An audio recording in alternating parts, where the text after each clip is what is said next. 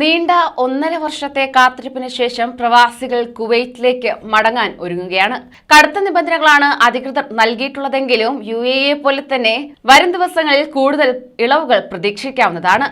എന്തായാലും പ്രവാസികൾക്ക് കുവൈറ്റിലേക്ക് എത്താൻ വഴിയൊരുങ്ങുമ്പോൾ ഏറെ പ്രതീക്ഷയോടെയാണ് പ്രവാസികൾ കാത്തിരിക്കുന്നത്. നമസ്കാരം, പ്രവാസി മലയാളിയിലേക്ക് സ്വാഗതം. പ്രവാസി വാർത്തകൾക്കായി ഈ ചാനൽ സബ്സ്ക്രൈബ് ചെയ്യൂ.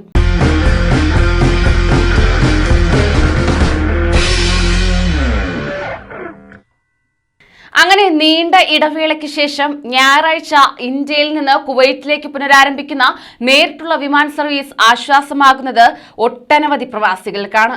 കോവിഡ് തുടങ്ങിയത് മുതൽ തൊട്ട് തന്നെ ഇന്ത്യയിൽ കുടുങ്ങിക്കിടക്കുന്ന അനേകം പ്രവാസികളാണ് യാത്രയ്ക്കായി ഇനി ഒരുങ്ങുന്നത്. കോവിഡ് സാഹചര്യത്തിൽ വിമാന സർവീസ് നിർത്തലാക്കിയതോടെ ഒട്ടേറെ ആളുകളാണ് ഇത്തരത്തിൽ നാട്ടിൽ കുടുങ്ങിയത്.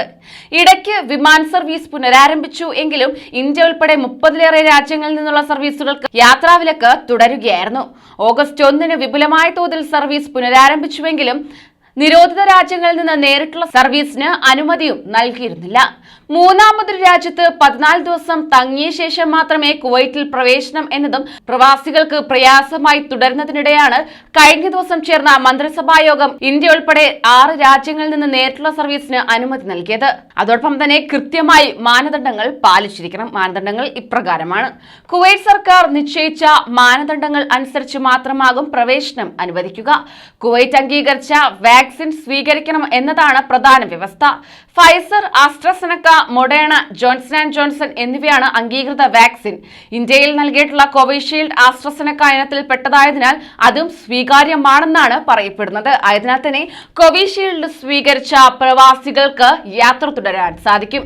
കുവൈറ്റ് അംഗീകരിച്ചിട്ടില്ലാത്ത സിനോഫാം, സിനോവാക്, സ്പുട്നിക് വാക്സിൻ സ്വീകരിച്ചവരാണെങ്കിൽ കുവൈറ്റിൽ പ്രവേശിക്കുന്നതിന് കുവൈറ്റ് അംഗീകരിച്ച ഏതെങ്കിലും വാക്സിൻ ഒരു ഡോസ് കൂടി കുത്തിവച്ചിരിക്കണം.